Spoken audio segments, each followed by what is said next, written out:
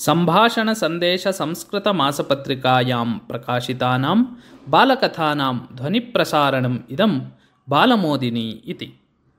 कस्मिंश्चित् कुटुम्बे उभौ भ्रातरौ आस्ताम्। तयोः पिता मद्यपानं करोति स्म। अतः गृहे सर्वदा कलहः भवति स्म। पिता कदाचित् पत्नीं प्रहरति स्म अपि। कालः गतः। उभौ अपि पुत्रौ ज्येष्ठौ जातौ। तयोः अन्यतरः उच्चशिक्षां प्राप्य उच्चां पदवीं प्राप्तवान्।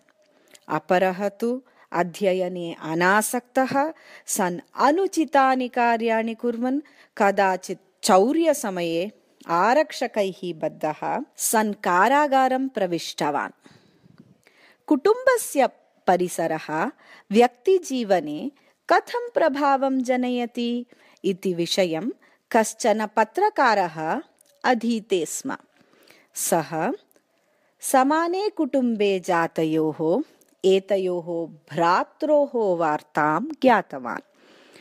कदाचित् सः कारागारं गत्वा तं तरुणं पृष्टवान्, भोः, भवान् किमर्थम् अत्र अस्ति? किमर्थं भवता अध्ययनं न कृतम् इति। तदा सः तरुणः अवदत्, मम गृहस्य परिसरः अशान्तिमयः कलहपूर्णः च आसीत्। अतः अहम् अध्ययने अनासक्तः जातः। अनुचितेषु कृत्येषु प्रवृत्तः अहं चौर्यस्य कारणतः इदानीं कारागारे अस्मि इति।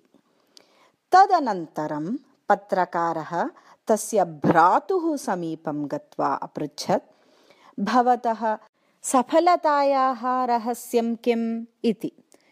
तदा सः तरुणः अवदत्, मम सफलतायाः कारणं मम पिता एव। सः गृहे उच्चैः कलहं करोति स्म। मद्यपानं कृत्वा सः सर्वान् ताडयति स्म। एतत् सर्वं दृष्ट्वा अहं निश्चयं कृतवान् यत् मया स्वीये जीवने एवं न भवितव्यम् इति। अतः अहं सर्वाः बाधाः अविगणय्य पूर्णतया अध्ययने निरतः अभवम्। तस्मात् अद्य अहम् एतादृशीम् उच्चां पदवीं प्राप्तवान् अस्मि इति। एतत् श्रुत्वा पत्रकारः अचिन्तयत्, यथा भावः तथा फलम् इति।